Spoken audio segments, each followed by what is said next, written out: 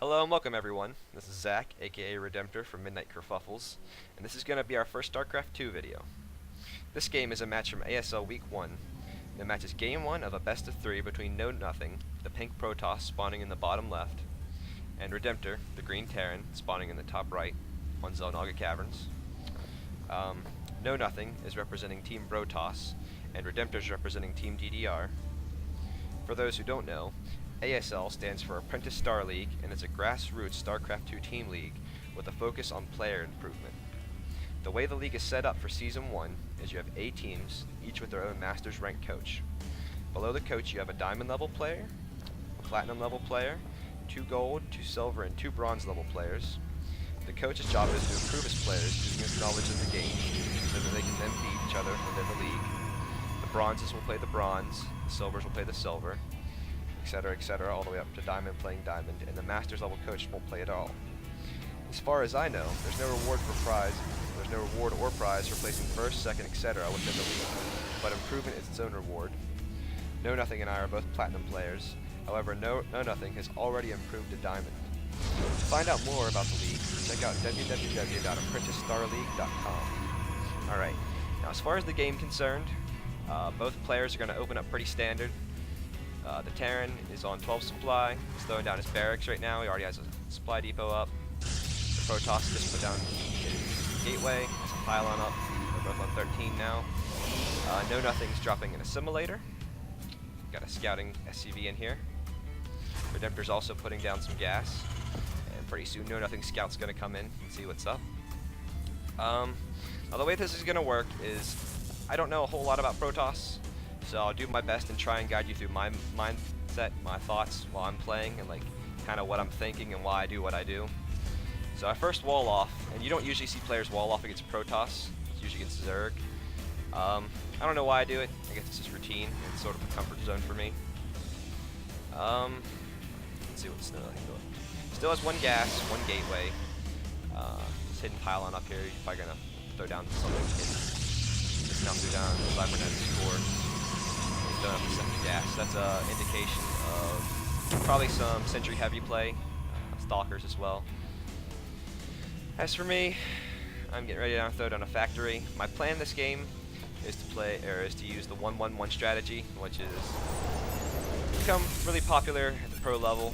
It's pretty easy to use, and I don't know, it's an all-in, kind of cheesy. A lot of people hate when other people use it, but it's really solid against Protoss. I like it a lot. It's a fun way of playing, although I'm sure my opponents don't agree. So I'm throwing down my second gas, which is needed. The idea behind the build is to just never stop pumping out Marines. You want to get a factory as quickly as possible, throw down a tech lab on that, start pumping out siege tanks, research siege mode, and you want to throw down a starport, plop a tech lab on that as well, and then so that you can get basically anything. You can get Banshees, you can get Ravens, I guess medevacs would work. And then the idea is to just send all that at a certain timing attack when all your upgrades that you want finish at once when you have a certain set amount of units. I like to go when I have 4 tanks with siege mode upgraded, a batch of Marines, and then 1 or 2 Banshees. I never get Cloak, but it's something I need to try because it would have helped out in this game. I usually get Ravens, but not this game. Alright, back to NoNothing. He's hidden. Oh, he's going for. Yes, I remember now. He throws down a Dark Shrine, and I scan just as he throws that down. Obviously, he doesn't like that. Other than that, he has 2 gateways. No expand yet. No plan to expand. He cancels his Dark Shrine, which I did not know. I kind of actually prepared. In fact, I think I got a Raven this game because I thought of the Dark Shrine. So instead, he throws down a robotics facility, which is probably a pretty good move. It ends up working out well for him in the end. Now his 1 Stalker's just poking up, seeing what I'm doing. I don't think he knows this is coming until right as I get up to his front door, which basically means I should have won, but you'll see I make a pretty big mistake. So I got both my gases going. In this build, there's really no room for an expansion. Either you win with 1 base or you lose with 1 base, and you do it quickly or you lose quickly. His Robo's almost up, and he's pumping out some Zealots. Sentry. In the 3rd gateway, he's not going to expand either. Now I'm not 100% sure what the what the counter to this build is, but I've heard that expanding, early expansion is the way to go. However, this map's so small that I don't know if that's a possibility. And besides, what he does works out really well for him in the end. So you see I got a good amount of Marines going because I have a reactor. That's usually how I like to do it. Still pumping out siege tanks. Siege mode I haven't started yet.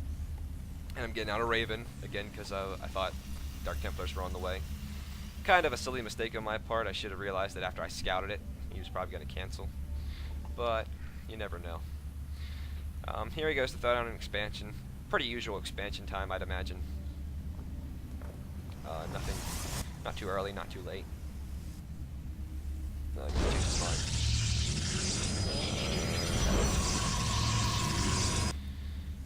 Got my Raven out, 2 tanks. I'll probably get another Raven, more SCVs, not SCVs, more Marines. I usually send SCVs with this push, so that I can heal tanks, I can heal Ravens, Banshees, and plus they'll soak up some damage. Oh, not a whole lot going on right now. It's mostly gonna be a little bit boring until I decide to push out, and then that's when all at once it's gonna happen. So I got my Raven out, I scout his observer, or I see his observer. He needs to back up, or else I'll snipe that off, and that's not good. Now he knows what's coming, he's seen what I have, he's seen the tanks, the Ravens, the Marines. I don't know why I keep doing that. Again, I like to push out with about 4 tanks. I might only push out with 3 this game though, because I'm getting them a bit slower because of the Ravens gas. Heavy on gas, which is why Banshees are usually the better way to go.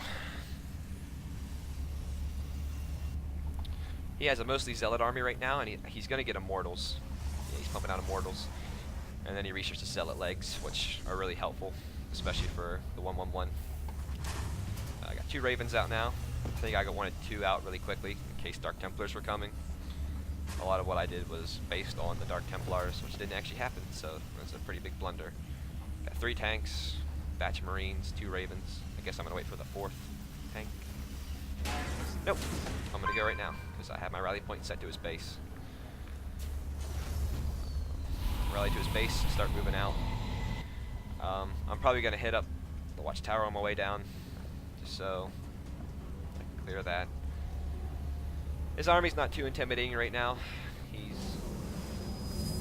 I can probably take it one-on-one. In fact, I can definitely take it right now as it stands. But he's going to keep warping in stuff. He's going to make more Immortals. It's going to keep getting scarier and scarier as I make my way down.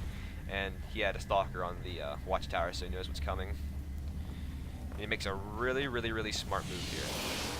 What I always do is I'll move up to right around here, no matter what map it is, a place like this. I'll siege up my tanks right here, and I'll keep my Marines back for protection. Now I did something really dumb here.